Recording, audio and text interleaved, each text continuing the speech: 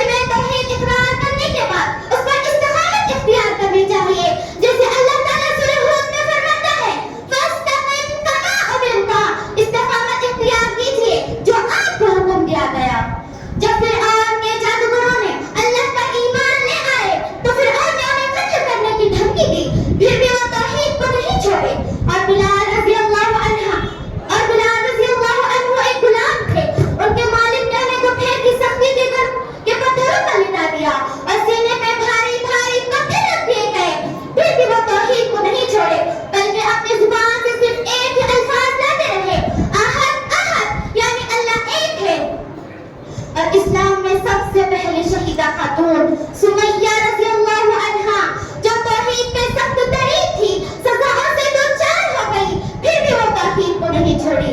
کسی شاعر نے کیا ہی خوب کہا, توحید کی امانت سینہ میں ہے ہمارے, توحید کی امانت سینہ میں ہے ہمارے, آزاد نہیں مٹانا نام و نشان ہمارا. اور رسول صلی اللہ علیہ وسلم نے اپنی ساری زندگی توحید میں لگا دی. لوگوں کو بتایا کہ دین اسلام میں اقلیم دعوت توحید ہے, اس لیے ہمیں چاہیے کہ ہم توحید کو اپنائیں. کسی شاعر نے کیا ہی خوب کہا, نقش توحید کا ہر دل پہ بٹھایا ہم نے, نقش توحید کا ہر دل پہ بٹھایا ہم نے, زیر خنجر بھی اب پیغام سنایا ہم نے. کس کی حیبت سے سبق سہمے ہوئے رہتے تھے, کس کی حیبت سے سبق سہمے ہوئے رہتے تھے, منہ کے پر گر کر بھی ہوا اللہ احد کہتے تھے. آخر میں اللہ تعالیٰ سے دعا کرتی ہوں, اللہ تعالیٰ ہم تمام کو توحید جیسی عظیم دولت سے نوازے. آمین ثم آمین. والسلام علیکم ورحمۃ اللہ وبرکاتہ. السلام علیکم ورحمۃ اللہ وبرکاتہ.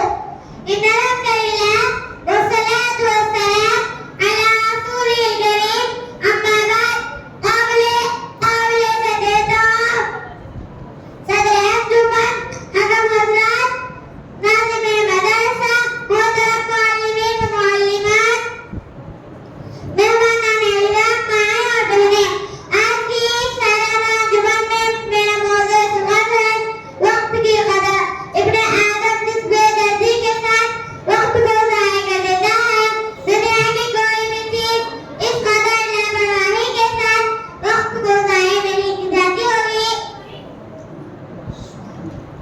انسانوں کو سوچنا چاہیے کہ اس زندگی مدت بھی کیا ہے. پانچ چیزوں کو سے پہلے غنیمت جانو. نمبر 1, موت سے پہلے زندگی کو. نمبر 2, بیماری سے پہلے تندرستی کو. نمبر 3, مشغولیت سے پہلے فراغت کو. نمبر 4, بڑھاپے سے پہلے جوانی کو. نمبر 5, تندرستی سے پہلے نادانی کو. عزیز سامعین, زندگی کی کتنی قیمتی گھڑیاں ایسی ہیں جن کو یوں ضائع کر دیا جاتا ہے. وقت اللہ تعالیٰ کی ایک عظیم نعمت ہے اور قیمتی سرمایہ ہے. اس کے ایک گھڑی اور ہر سیکنڈ اور منٹ اتنا قیمتی ہے کہ ساری دنیا بھی اس کی قیمت ادا نہیں کر سکتی. لیکن آج ہم وقت کی کوئی قدر نہیں کرتے, یوں ہی فضول باتوں اور لہو کاموں میں ضائع کر دیتے ہیں.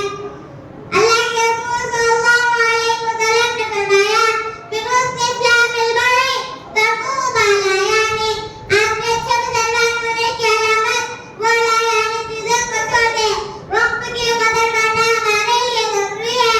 خصوصیت اور وقت کی نعمت ایسی ہے, اگر ان کا صحیح استعمال کیا جائے تو یہ انسان کو ہم انسانوں سے مختلف کر دیتی ہے. اگر ہم وقت کی قدر نہ کریں, وقت بھی ہماری قدر نہیں کرے گا. ہمارے لیے ضروری ہے کہ صحت اور وقت کی اہمیت کو سمجھیں اور ان دونوں کی قدر کریں. جیسا کہ رسول اللہ صلی اللہ علیہ وسلم نے فرمایا, نعمتان مغبون فیہما کثیر من الناس, الصحۃ والفراغ. دو چیزیں ایسی ہیں جن کے بارے میں اکثر لوگ سستی کا حمل کرتے ہیں, وہ ہے صحت اور خالی وقت. لہٰذا ہمیں چاہیے کہ ہم وقت کی قدر اور قیمت کو محسوس کریں اور اسے صحیح طور پر استعمال میں لانے کی کوشش کریں, کیونکہ یہ ایسا بنتا ہے جس کو آپ نے قید نہیں کیا تو وہ اڑ جائے گا. جیسا کہ کسی شاعر نے کیا ہی خوب کہا, سدائے دورہ دکھاتا نہیں, سدائے دورہ دکھاتا نہیں, گیا وقت بہا